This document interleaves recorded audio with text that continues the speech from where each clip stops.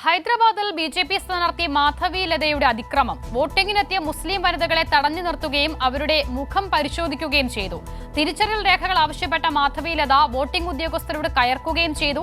സംഭവത്തിൽ പ്രതിഷേധം ശക്തമായതോടെ ബി.ജെ.പി. സ്ഥാനാർത്ഥിക്കെതിരെ കേസെടുത്തതായി ഹൈദരാബാദ് കളക്ടർ അറിയിച്ചു.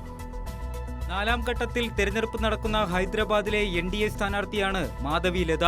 ഇന്ന് രാവിലെ പോളിംഗ് ബൂത്തിൽ മാധവി ലത സ്ത്രീകളുടെ ബുർഖ അഴിപ്പിച്ച് പരിശോധന നടത്തുന്ന ദൃശ്യങ്ങളാണ് പുറത്തുവന്നിരിക്കുന്നത്. അസദുദ്ദീൻ ഉവൈസിക്കെതിരെയാണ് മാധവി ലത മത്സരിക്കുന്നത്. പോളിംഗ് നടക്കുന്നതിനിടെയാണ് മാധവി ലത പോളിംഗ് സ്റ്റേഷനിലെത്തി പോലീസിനെ കാഴ്ചക്കാരാക്കിയായിരുന്നു മാധവി ലതയുടെ വിവാദ നടപടി. സ്ത്രീകളുടെ തിരിച്ചറിയൽ രേഖ വാങ്ങിയ ശേഷം ബുർഖ അഴിപ്പിച്ചായിരുന്നു പരിശോധന നടത്തിയത്. ഇന്ന് നടന്ന സംഭവത്തെ തുടർന്ന് വ്യാപക പ്രതിഷേധം ഉയർന്നു. അതിനുശേഷമാണ് മാധവി ലതയ്ക്കെതിരെ നിയമ നടപടികളിലേക്ക് അധികൃതർ കടന്നത്. തെരഞ്ഞെടുപ്പ് ചട്ടലംഘനം ഉൾപ്പെടെയുള്ള വകുപ്പുകൾ ചുമത്തിയാണ് കേസെടുത്തിരിക്കുന്നത്. ബി.ജെ.പി. സ്ഥാനാർത്ഥിയായി പ്രഖ്യാപിച്ചതിന് പിന്നാലെ മാധവി ലത നിരന്തരം ന്യൂനപക്ഷ വിരുദ്ധ വിദ്വേഷ പ്രസംഗങ്ങളാണ് പലയിടത്തും നടത്തിയത്. ദിവസങ്ങൾക്ക് മുമ്പ് രാമനവമി ഘോഷയാത്രയ്ക്കിടെ മസ്ജിദിന് നേരെ ഇവർ വിവാദ അംഗവിക്ഷേപവും നടത്തിയിരുന്നു.